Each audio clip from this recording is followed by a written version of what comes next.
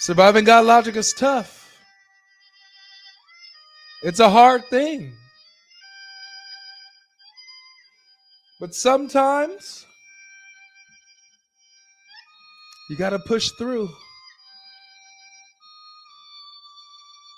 No matter how many times you get destroyed and exposed, surviving God logic. You have another day to fight again. You have another day to debate again. Keep pushing through.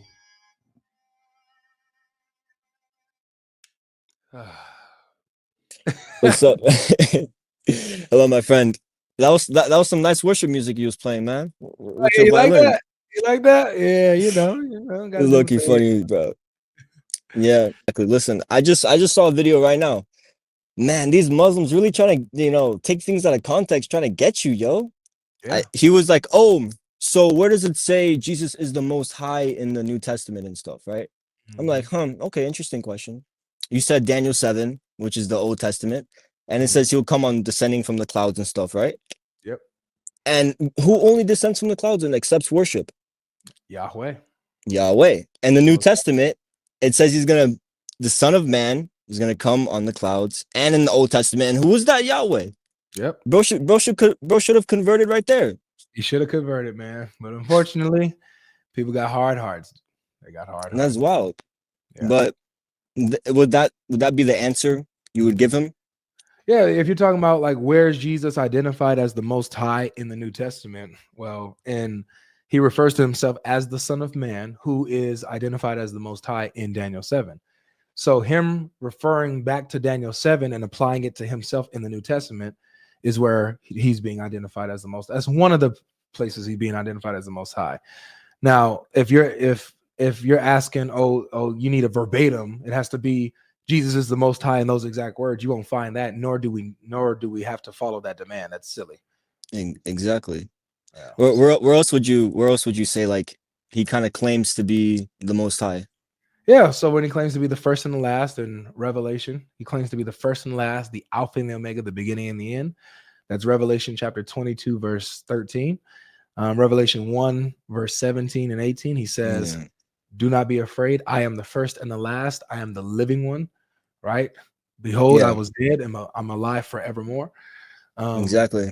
so all over the place in Revelation, Jesus is claiming to be the most high God, the Alpha and Omega, first and last, beginning and the end, which again is appealing to the Old Testament, where Yahweh in Yeah, Isaiah 44, 45, 41, 46, he says, I am the first and the last. I am he. That's who exactly. Jesus is claiming to be. And like, how does a Muslim read that and be like, "Well, he's not claiming to be God"? Like, Just dishonesty, and that's all. are you good? I mean, this is your life on the line, though, right? Like, it's heaven or hell after you die. Life is quick. Yeah. Life is vanity, right? Yeah. So, I mean, the next question I'd be like, how would you explain the Trinity? Because when I went on like a TikTok live, right? I went on a TikTok live, and there was this Muslim there, and I was like, okay, so let me tell him about the spirit, mind, and body, right? And you know what he said? He was like, "Oh no, that's heretical, man, because that means they're dependent on each other and stuff." And I said, "Okay, let me give you another example. What about the sun? Like where it gives off heat and it gives off, light, and it's a ball and it's all in one." He's like, "No, man, they have to depend on each other, and God's not dependent." So I don't know. I don't even know what to say to that. Well, using these analogies, it doesn't work in like perfectly in explaining the Trinity. It would lead Yeah. to some type of heresy. Like if you're talking about mind, body, and spirit, like these are just parts of the human essence, you know. So, Hmm. and your spirit, is not a person that exists next to your body, who's also a person, and your mind that is also another person. Like or soul, Yeah. body, soul, spirit, and body, or whatever. Like these are parts. And so if you're saying, oh, so the Trinity is like this, then you're saying that the Trinity is like a composite being made up of Mm. parts, which God isn't. Same thing with the sun analogy. The sun analogy, you got the sun, you got the light, you got the heat. If you're saying the Trinity is like that, again, you're saying that the Trinity is made up of parts. Mm. So that's not what we believe. The Trinity is that all three persons are fully God, not partially God, right? That's Yeah. why these analogies fail. Now, which it actually speaks to the the glory of the Trinity, because such analogies fail. You're not supposed to be able to point to creation and say, look, God is like this. The Mm. Bible says in Isaiah, he says, there's none like me. There's Yeah. nothing you can compare me to in creation. So it makes sense that every analogy we can conceive of fails. It falls short. It leads to Hmm. some type of problem, because you cannot compare God and his nature to the nature of creation. It doesn't work, right? That's a good Um, point. Yeah. mhm. But if you want to just when you want to if you're going to use analogies, you want to be clear on what you're using analogies for. So like for example, I use the analogy of the sun and light coming forth from the sun, not to explain the Trinity, but to give an example of something being brought forth infinitely. So like for Hmm. example, if the sun was infinite, then the light that comes forth from the sun will be infinite as well. As long as the sun is going to give off light. Hmm. So if the sun is infinite, then the light that comes from the sun will be infinite too, right? So Yeah. that's in relation to how Jesus is begotten from the Father. He comes forth from the Father eternally.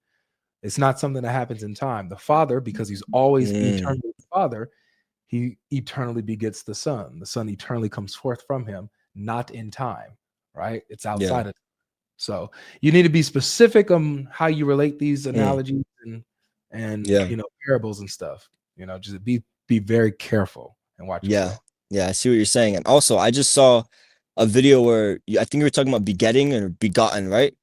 Yeah. I was looking at that. I'm like, okay, but why does it say begotten? Because I see what the Muslim guy was saying. It kind of does. He kind of has a point. Begotten means to kind of bring forth into creation, right? Not And so into I looked. creation. Yeah. So begotten, if you're looking from a biblical point of view, the word begotten just Exactly. means to Yeah. come forth from, right? It's just to come forth from. That's the So yeah. yep. So Jesus can come forth from the Father without him being created. Like that's the analogy I just gave. He can eternally come forth from the Father, not that he comes forth from the Father at a point in time and is poof created. You know what I'm Yeah. saying? So as long as the Father is the Father, he's infinitely the Father. He doesn't change. He's infinitely has always been the Father. That means he's infinitely had the Son. So he infinitely, eternally begets the Son. The Son eternally comes forth from the Father. And real quick, what do you think like the original translation says? Because I looked at the original Greek and it says one and unique son. It never said begotten. Yeah, but if you're talking about monogamous, you're talking about John 3:16. It can be seen as begotten, meaning he's unique in kind and unique in relationship, the one and Yeah. only. You also have where Hebrews 1:5 quotes Psalm 2 and says that Jesus is the begotten Son of God. And there's no contention there. The word is actually begotten. So Hmm. Okay. it's Yeah. Hebrews 1:5. Yeah. Hebrews 1:5. Okay. Yeah. Yeah. So I see that. And Mhm. also, how would you explain? Because I explained to a Muslim about Jesus being the son, right? I explained in Mark 12, right? You know about Mark 12? Which part? He's talking about like the vineyard. How Okay, how yeah. like He yeah. says the son who they killed. Yeah. Yeah, and he's like, "Oh no, but that's not the son." And I was like, but like look at what it says." And they just don't understand. So how would you explain like that? Like that Jesus So is the son?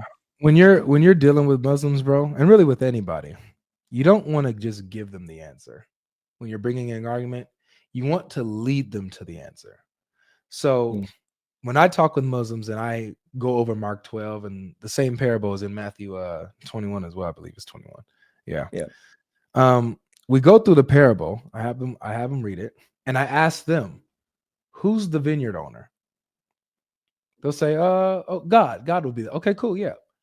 So who are the servants that the vineyard owner sends? They'll say the prophets. Good. Hmm. And so who are the people who are rejecting the vineyard, the servants of the vineyard owner? That would be the Jews. That would be Israel. Yeah. Awesome. So we know who the servants are. Those are the prophets. We know who the vineyard owner is. That's God. We know who the people who are rejecting them. That's That's Israel. Then Yeah. we get to the son. Who's the son of the vineyard owner? We already know he's separate from the prophets. He's not Israel. Who's the son in this parable? That's how you lead them to it. They have to say Jesus.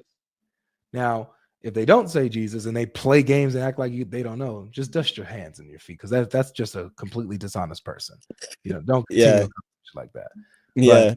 But 9 times out of 10, they will acknowledge, okay, yeah, this would be Jesus in this parable.